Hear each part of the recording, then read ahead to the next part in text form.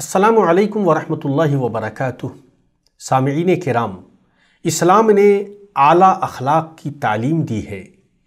اور کچھ ایسی ہدایتیں کی ہیں جنہیں ہر مسلمان کو اپنی زندگی میں اپنانے کی کوشش کرنی چاہیے۔ اگر ہم نے ان ہدایتوں پر عمل کیا اور ان اعلیٰ اخلاقی صفات سے اپنے آپ کو آراستہ و پیراستہ کیا تو ہماری زندگی، ہمارا گھرانہ اور ہمارا معاشرہ امن و آشتی اور سکون و چین کے ساتھ زندگی بسر کر سکتا ہے۔ تو آئیے ہم ان بعض اہم اسلامی تعلیمات کو آپ کے سامنے پیش کرتے ہیں جن کا تعلق اخلاق سے ہے اور جن کا معاشرے اور سماج پر نہایت مثبت اثر پڑتا ہے۔ سامعین کرام، ان اہم اخلاق میں سے ایک اہم باہمی امور کی اصلاح کرنا ہے۔ اللہ رب العالمین نے فرمایا وَأَصْلِحُوا ذَاتَ بَيْنِكُمْ، یعنی اپنے باہمی تعلقات کی اصلاح کرو، اور اللہ کے نبی صلی اللہ علیہ وسلم نے چغل خوری سے ڈرایا ہے۔ چغل خوری یہ ہے کہ لوگوں کے مابین فساد برپا کرنے کے لیے کلام کو نقل کیا جائے۔ اللہ کے رسول صلی اللہ علیہ وسلم نے فرمایا لا يدخل الجنت نمام، یعنی جنت میں چغل خور داخل نہیں ہوگا۔ سامعین کرام، ان اخلاق میں سے جن پر اسلام نے ابھارا ہے مال کے ذریعے کرم و سخاوت کرنا اور بخالت و فضول خرچی کے مابین میانہ روی اختیار کرنا ہے۔ اللہ رب العالمین نے فرمایا والذین اذا انفقوا لم يسرفوا ولم يقتروا وكان بین ذلك قواما، یعنی جو خرچ کرتے وقت بھی نہ تو اسراف کرتے ہیں نہ بخیلی، بلکہ ان دونوں کے درمیان معتدل طریقے پر خرچ کرتے ہیں۔ اخلاق میں سے جن چیزوں پر اسلام نے ابھارا ہے ان میں دینی اخوت و بھائی چارے کے حق کا خیال رکھنا ہے۔ اللہ کے رسول صلی اللہ علیہ وسلم نے 6 چیزوں کے بارے میں تنبیہ اور تلقین کی ہے اور فرمایا ہے حق المسلم علی المسلم 6،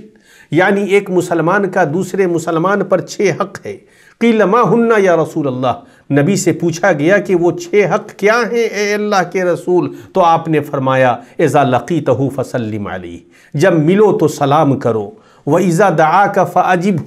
اور جب وہ بلائے تو اس کی دعوت قبول کرو، وَإِذَا اسْتَنْصَحَكَ فَانْصَحْ لَهُ، اور جب تم سے خیرخواہی طلب کرے تو اس کے ساتھ خیرخواہی کرو، وَإِذَا عَطِسَ فَحَمِدَ اللَّهَ فَشَمِّتْهُ، اور جب وہ چھینکے اور الحمدللہ کہے تو اس کی چھینک کا جواب دو، وَإِذَا مَرِضَ فَعُدْهُ، اور جب بیمار پڑے تو اس کی عیادت کرو، وَإِذَا مَاتَ فَاتَّبِعْهُ، اور جب وہ مر جائے تو اس کے جنازے کے پیچھے چلو۔ سامعین کرام، اسی طرح اسلام نے پڑوسی کا خیال رکھنے اور مہمان کی تکریم پر ابھارا ہے۔ اللہ کے رسول صلی اللہ علیہ وسلم نے فرمایا کہ جو اللہ اور آخرت کے دن پر ایمان رکھتا ہو تو وہ اپنے پڑوسی کو تکلیف نہ پہنچائے، اور جو اللہ اور آخرت کے دن پر ایمان رکھتا ہو تو وہ اپنے مہمان کی عزت کرے، اور جو اللہ اور آخرت کے دن پر ایمان رکھتا ہو تو وہ اچھی بات کہے یا خاموش رہے۔ سامعین کرام، اسلام نے بوڑھے مسلمان، اہل علم اور حاملین قرآن اور عادل بادشاہ کی عزت کرنے پر ابھارا ہے، جیسا کہ اللہ کے نبی صلی اللہ علیہ وسلم نے فرمایا کہ اللہ کی تعظیم میں سے بوڑھے مسلمان کی عزت کرنا، ایسے حامل قرآن کی عزت کرنا جو نہ اس میں غلو کرنے والا اور نہ ہی اس میں کوتاہی برتنے والا ہو، اور عادل بادشاہ کی عزت کرنا ہے۔ اسی طرح اسلام نے ہمیں بڑے کی عزت کرنے اور چھوٹے کے ساتھ شفقت برتنے پر ابھارا ہے۔ نبی صلی اللہ علیہ وسلم نے فرمایا لیس منا من لم یرحم صغیرنا ویعرف حق کبیرنا۔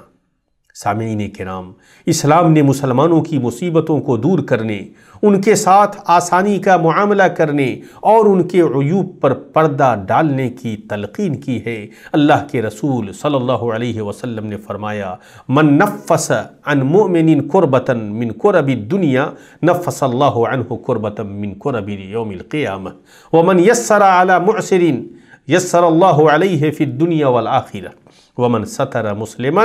سترہ اللہ فی الدنیا والآخرہ واللہ فی عون العبد ما کان العبد فی عون اخیہ، یعنی جس نے کسی مومن کی دنیاوی مصیبتوں میں سے کسی مصیبت کو دور کیا تو اللہ تعالیٰ قیامت کے دن اس کی مصیبتوں میں سے ایک مصیبت کو دور فرمائے گا، اور جس نے کسی تنگ حال پر